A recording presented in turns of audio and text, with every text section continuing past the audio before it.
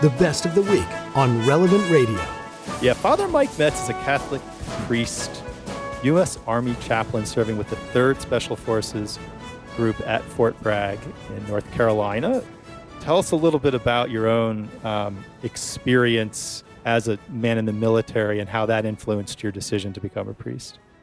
So, I mean, I wouldn't say I'm like an adrenaline junkie. I don't know about that title, but I have always enjoyed, I guess, moving quickly through life, trying to do hard things and kind of pushing natural limits of, I don't know, like what can we do and how can we accomplish the things that we're trying to do. And Fort Bragg and the military, I think when it's doing its job well, the military takes people and allows them to live into aspects of their humanity that were previously untapped. So it kind of helps to push the limits of who they are and who they can be. It's the be all you can be kind of a slogan. I think that's really embodied here in Fort Bragg. There's a lot of really difficult organizations to be a part of that take a lot of training and a lot of assessment to get to a lot of the organizations here. And so it's just very, very smart, very energetic, very passionate and proud, like people that are very proud to do the work that they do, to be an elite fighting force for the country. And it means that they get pushed to do really hard stuff. And it's really, I mean, that's kind of the paradox of doing hard stuff is it's also the most fun stuff. And there's a great intersection between like a challenge and meaning and purpose. And it has been a super great experience to have that here at Bragg. Because we do, I mean, our people here, our soldiers here, they go 100 miles an hour all the time. And it's fun. It creates its own challenges. I mean, you can imagine when that's directed in the right direction, it's great. It's super fun, but that's not an on and off switch. So that 100 miles an hour can be misdirected and misguided towards things that are not good and don't help us to be all that we can be. And that's another set of chaplain priest experiences there. But jumping out of airplanes and kicking guys out the door of an airplane and praying with them beforehand. And I mean, it's a real unique place to bring the heart of the priestly heart of Jesus. A lot of the soldiers that I work with, they just see my uniform and they see that I'm a chaplain. We have chaplain markers. And so some of them know that I'm a priest, some of them don't, but everybody that I interact with, I get to love with the priestly heart of Jesus that otherwise they may never be loved by a priest, ever. And I get to go into their place of work, where they're rigging up a parachute, and I get to spend time with them. That's my job. It'd be like going into a law firm and checking in on everybody. Hey, how's it going? Father Mike here. Everybody doing well? But that's like professionally. I show up and I say, hey, Chaplain Metz, can I pray for you? What can I do? How's it going? You're going to have a great jump. It's going to be great. Going to the range. Hey, shoot well. I need you to, this is your job. I need you to be really good at it. Let's be excellent. And I get to bring that priestly heart of Jesus, yeah. On a non-classified basis, because I know we can't go to the classified, but on a non-classified, can you share a story with us of, the highway to the danger zone, your own experience jumping with your fellow soldiers? Oh, yeah. There was, so we do a brigade mass tack.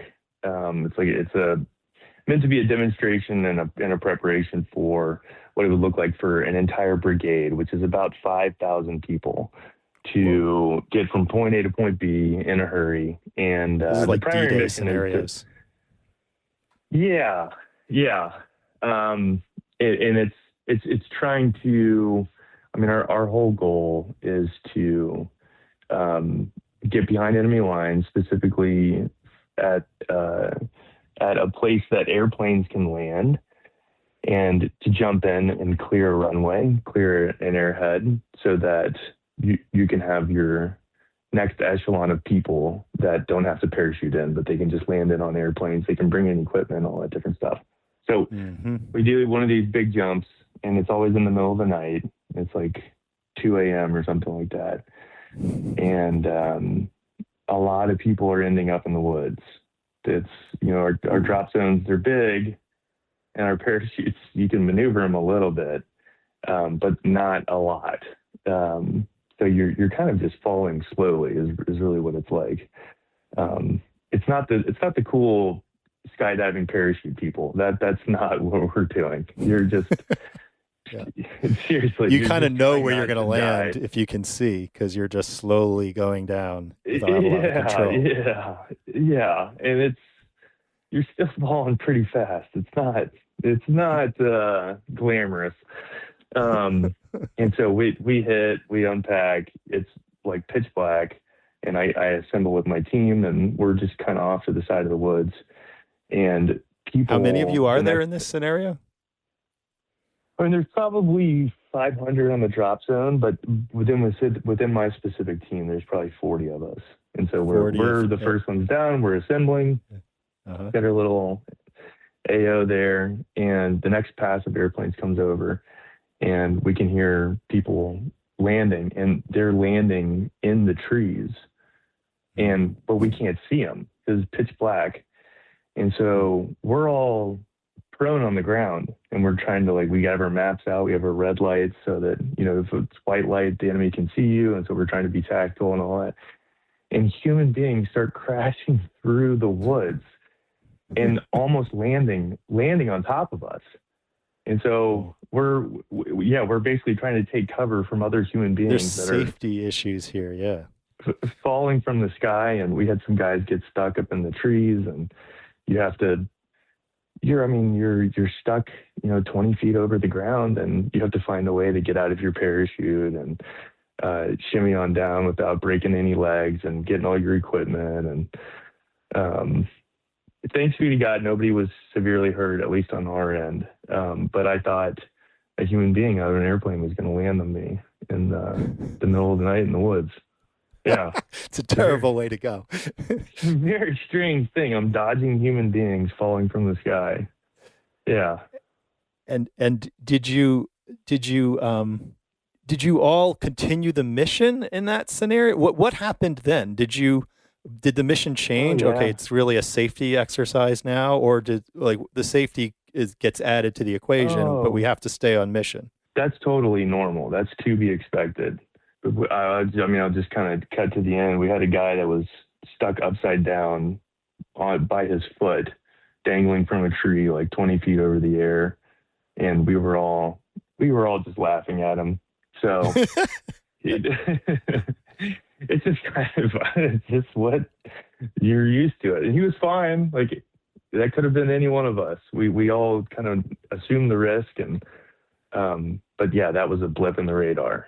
If I told the people from my unit that story, that was just the first time that I had seen it, they would be a nothing. That's just, right. They probably wouldn't even remember it because it's so common.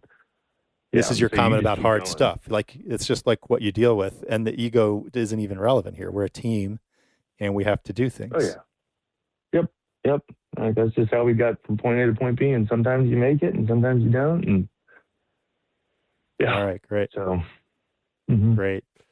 So you see younger soldiers, more veteran soldiers there at Fort Bragg, and you tipped off confession, and of course that's a natural thing for you to be involved in. In fact, on one occasion you heard a confession and celebrated all 7 sacraments in a day. But let's zero in for a little bit on confession.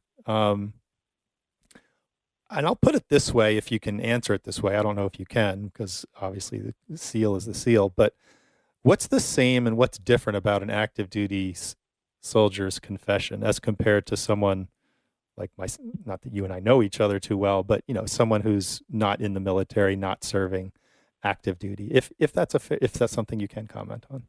I think teams that are the same as, so a lot of the population that I serve is people out of high school. It's 18 to 22, and they're finding their way. And in that sense, it can be it's very similar to hearing confessions in college and going and working with, doing college ministry. There is something, especially when we begin to really put into practice the stuff that we've been training, and you have guys going on deployments and missions and going out the door. There's a type of seriousness that is really amazing to see in young people, just because of the extremes of life were presented to these young men and women at such a young, early age, and it allows them the possibility to have like confrontations with big questions, and not theoretical, not conceptual, but real life in time and space, and ask the question, am I ready for this? And so there's a type of seriousness, even in immature people. It's amazing that the situations that they're in call this deep spiritual maturity forward. And even if they can't articulate it, you can kind of sense it. That, like, I want to get my life in order, and I want to be prepared for whatever comes next. And to hear that voiced with such passion and such certainty, I think that's a pretty unique thing that I probably don't hear in most other places.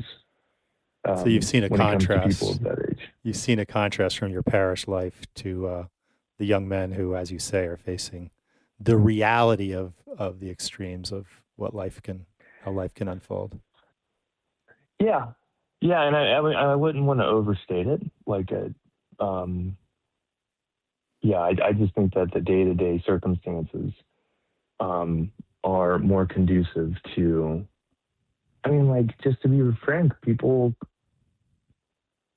the people that I work with can go to work and can die. It's a training accident. They can get blown up, and, a mistake can happen, and safety violation and all. It's just not the reality in a lot of places. And then they're going forward and deploying into, far off lands, and it's just not something that most people have to think about on the day-to-day. And so there's really two ways that I've seen people work through that and deal with it: is stay on the surface. So my life is all about just having fun, and nothing matters, and despair is my hope, and so I'm gonna numb, and the military provides enough meaning and purpose and fun and to keep me afloat in life, but it's staying on the surface, and there's a lot of people that live like that, and then there's some that allow for, I think, the depth of God's love to meet the depth of the questions that they have. And that's a really profound thing to be a part of. Yeah. Thank you, Father Mike Metz. It's really a privilege to be listening to you, talking with you. And that, and you're a priest, you serve in Fort Bragg, member of the 82nd Airborne Division and trained jump master. The things you were talking about here, Father Mike, that it's essentially a choice to stay on the surface or to confront and be confronted by the depths of God's love, has implications for how you conduct yourself as a priest. You spoke to it a moment ago when you say, you say to your fellow soldiers, how's it going? What can I do for you? Just talk to us a little bit more about the act of making yourself available. And does that mean you have set times that you're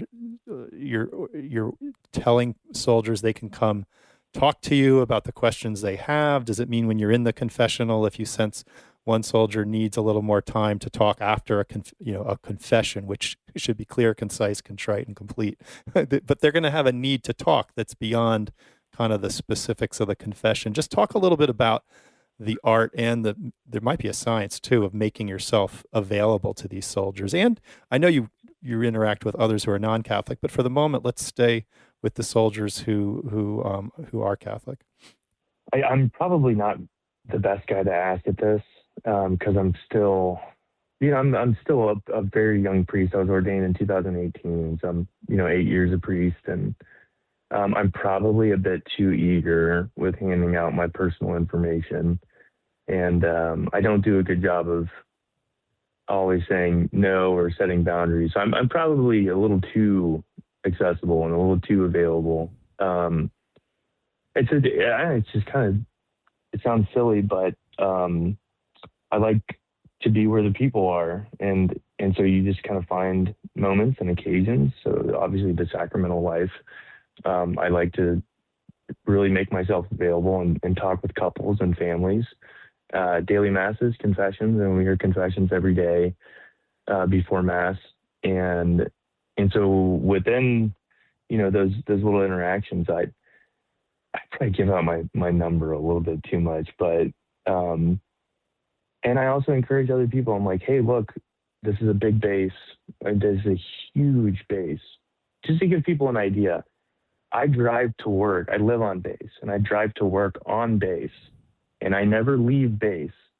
And it takes me almost 30 minutes to get to my office from where I live. Whoa. From one side of base to the next. It's insane. It's huge. And so I'm like, hey guys, look, you have friends that are Catholic. Like, you share this information. Let them know that they're not alone. The Archdiocese for the Military, like, you have priests that are here, so that this vocation that you have to serve our country, this is a calling, that if it is true and it is from the Lord, like, he's not going to leave you to do it on your own. And so he's provided an ordinary means to make your abnormal life possible to live in the ordinary expression of God's grace in the sacramental life of the church through the Archdiocese for the Military. And a lot of other parishes off posts, it's like, they're kind of used to the 9 to 5. But like, what do you do with a guy that's deployed for 3 months and then comes back and he's trying to do marriage prep, and it's like he can't fit in the general normal programmatic structure that most parishes have, and they should have. It's fine, it's good, but we just don't have that luxury. Like, 3 weeks in the field, 4 weeks gone, 2 months deployed. Well, no sacraments for you. It's like none of our people would ever have the sacraments, period. And so we try to normalize the abnormal and allow for people to still be in the sacramental life of the church. And I think the best way to do that is just to try and be as open and available as possible. So I just and I like to have fun. Like, I enjoy people. Thanks be to God. I think this would be a really hard vocation if you didn't like people. I guess. I don't know if that's an obvious thing to say, but yeah. I'm guessing you like coffee, considering all the comments you made about being available. And I love coffee. Okay. So much. I have a huge thing of coffee. I filled it up at the commercial break. So it's not surprising that you celebrated all 7 sacraments in a single day. And I'll kick us off because this happened after you were ordained a priest, and there's perpetual sacrifices that come with that. So right now, we are all benefiting from your ordination as a priest. So that's one of 7. Tell us more about the other 6 in the day you celebrated all of them. Oh yeah. Let me think. So what did we have? We had some baptisms in the morning. So I think I baptized like five kiddos. We do confessions before each of the masses to celebrate the Eucharist. We had a young guy who he was deploying in about a week, And I had done a bunch of marriage prep with him and his wife to convalidate their marriage. And I wanted to. He grew up Mormon, and had read his way into the church. And I met him here at Fort Bragg, and we had worked through some of his OCIA and trying to bring him into the church fully. Well, I guess initiate him totally. Unbaptized guy. And so we had done a bunch of his marriage prep right before deployment. I was like, dude, before I kick you out the door, and I'm going to be PCSing, like, I want to do all of this stuff. Like, let's knock it out. You've been working on this for the longest time. And I just see this like constant, well, maybe not yet. And like, we'll just kind of kick the can down the road. I'm like, dude, this guy is going to be gone for 9 months. And like, I got to bring this guy into the life of Christ. And so we baptize him, first communion, confirm him, convalidate his marriage, all at our big community mass. It's like, nobody ever sees this stuff. This is great. We got young people that are getting married, and a guy had some cancer treatment, and so I did the anointing of the sick. And That was the Best of the Week on Relevant Radio. The best way to listen to the Best of the Week is on the Relevant Radio app. Free and always free. Download and share the #1 free Catholic app today in the App Store.